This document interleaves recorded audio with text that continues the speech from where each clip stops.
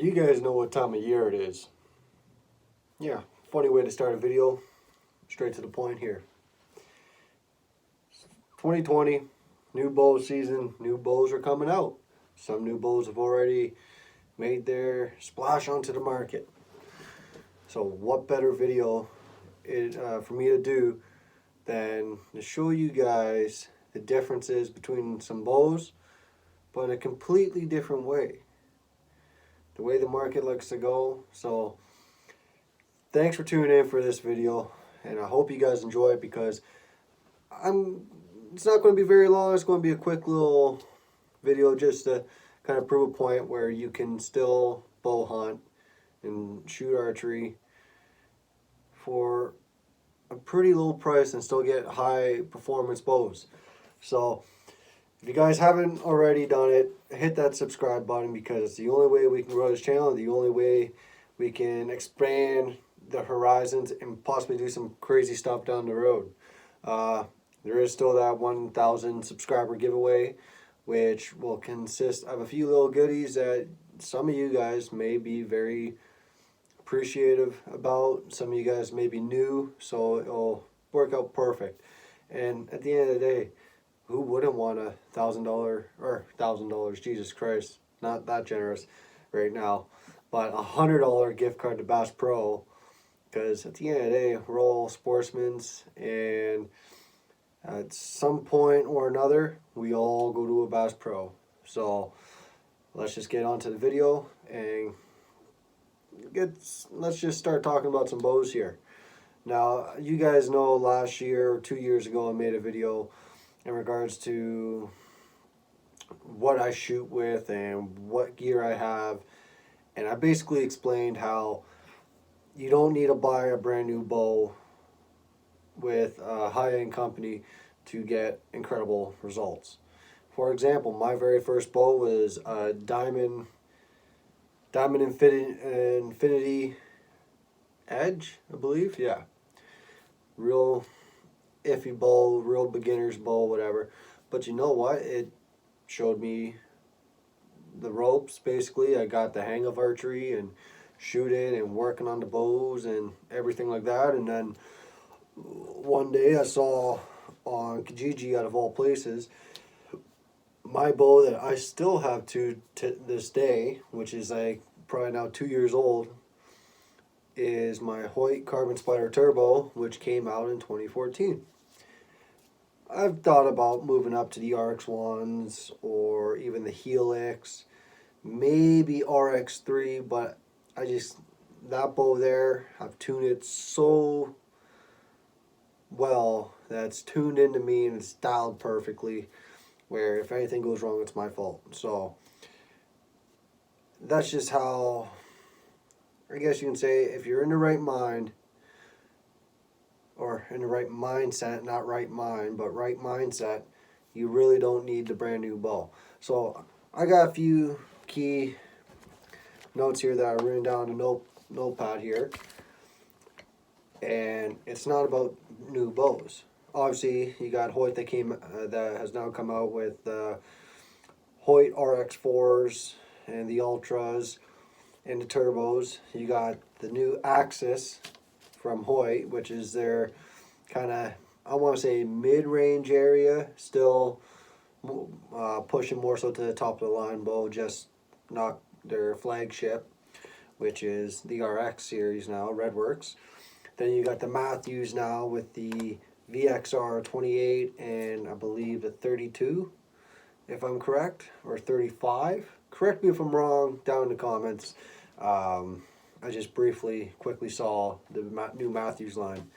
Now, I personally haven't heard much else from, let's say, Bowtech, PSC. Well, actually, PSC, go check out John Dudley's YouTube page, Instagram, whatever.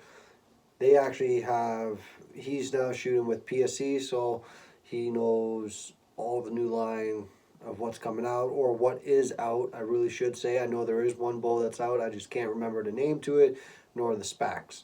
So you got the Matthews, the Hoyt, then you got the PSC and Bowtech, and There's going to be one more that I'm missing out here, but at top of my head, I can't think of all of them that are coming out. But these are all brand new bows.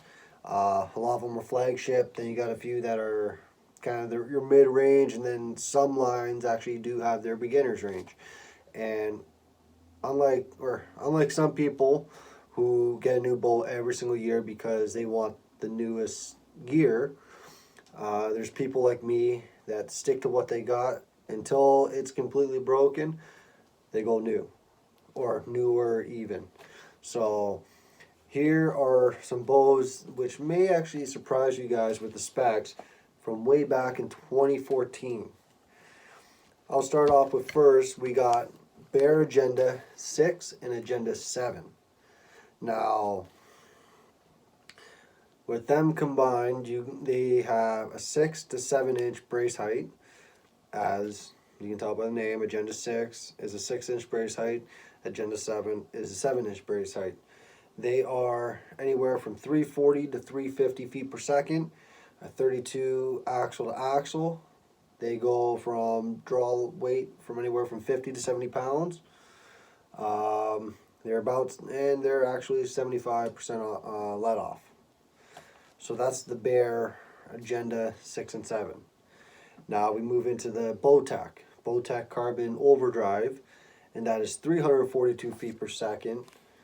Weighs only 3.3 pounds for the overall bow with no attachments on it, and has a 6.5-inch brace height. Now when you think about the three that I've pretty much already stated now, 2 from Bear, what's overly different from now how it is? A lot of bows try to claim their bow goes up to like 360 feet per second. So in reality, as soon as you start putting arrows through it, you're going to notice you're not pushing to 340, 350, 360. Hell, you can be trying to push 400 feet per second. You're just not going to hit that mark. Next bow is the Matthews Chill and Chill R from 2014.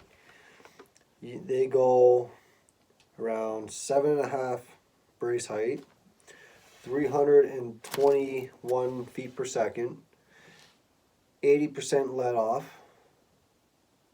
You are 50 to 70 pounds in your draw length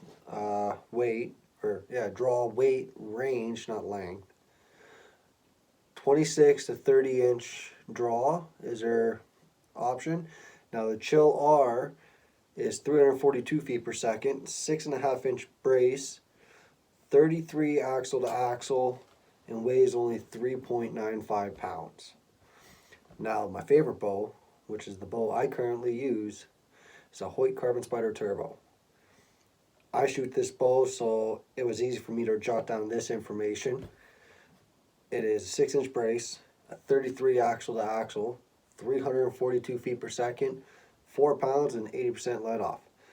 Now, just to give you guys a clear indication here, I'm shooting 62 pounds or 60 pounds used strings. My strings do need to be replaced, so before season starts, so sometime in the summer, I'm going to go get new strings redone. So I'm probably going to be bouncing anywhere from 62 to 64 pounds overall max if I don't pick up new limbs. Now I can tell you right now, I'm only shooting about 292 with a 300. I think around 395 or 415 grain arrow. So when you really look at it, go to a couple of models prior, because at the end of the day, you're not missing out on anything. Now, yeah, some they may come with new area or new ways where they make it easier for you to tune and everything like that. But at the end of the day, a lot of us don't do our own work. We bring it to a pro shop, and then there's the odd few that are able to do it on their own and have the proper equipment to do it. All I'm saying, the whole new year, new bow, if you got the budget for it, there's nothing I can say. I can't stop you. But if you don't have the budget, look at the older models, because when you think about those numbers, and you could play back the video, there's not a whole big difference. I've tried the RX-1 when the RX-1 was brand new, so 2 years ago. My bow was already 4 years old at that point, which is way outdated compared to, or from what some would say in comparison wise. But in reality, my Spider Turbo, which is the carbon version of it, in my opinion, outdid the RX-1 Turbo. And then the RX-3, now that was closer, in my opinion, to my Turbo. Now, I'm not being biased just because I shoot Turbo, I have the Turbo, whatever, no. But if I were to go up to a new bow, I'd be getting a Turbo version. It's just something about the Turbo version of a bow that I just love. But there's not a whole big comparison. You're going to be anywhere from 75 to 85% let off, anywhere from 6 to 7 inch brace height. Your draw weights vary. Your draw length varies. Some bows are specifically shorter down for the smaller guys with shorter draw lengths compared to, say, for example, brand new one, RX-4 Ultra. They got the long draw length for the taller guys with the longer draw lengths. But at the same time, feet per second, weight of the bow, brace height, design and construction, they're pretty much all the same. So when you're looking for a new bow, just think of this video, think about these stats. If you want, go search up your own stats so you can see for yourself there's not a big difference. So hope you guys enjoy this video. I rambled a little bit, but you got some pretty interesting facts, and this is only four different brands.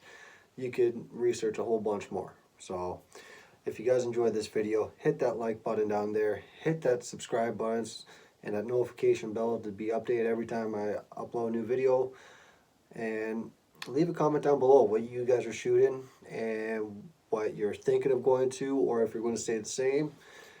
And yeah, tell me about your bows. Tell me what you think about this video. If you like it, thumbs up. Dislike it, throw a thumbs down. All comments are appreciated. So, and hope you guys enjoyed this video. Stay safe out there. Let's flatten this curve so we can get back out into the woods and set our trail cameras, set our plots down, and go be with other hunters or our hunting buddies and talk about the season coming up, and talk about this hunt I'm trying for, that hunt I'm trying for. I got this tag, that tag. What do you got? Normal jabs. So let's do our part. Let's flatten the curve, and let's hope we can all just get back out and do what we love doing. And thank you to our frontline workers. What can I say? Girlfriends works at a hospital. I know how it is. So thank you, frontline workers. And lastly, before I forget, hit me up on Instagram at TyBowHunter. I always post there first, and you don't want to miss some of the stuff I post. It kind of gets a little interesting. So yeah, like, comment, subscribe.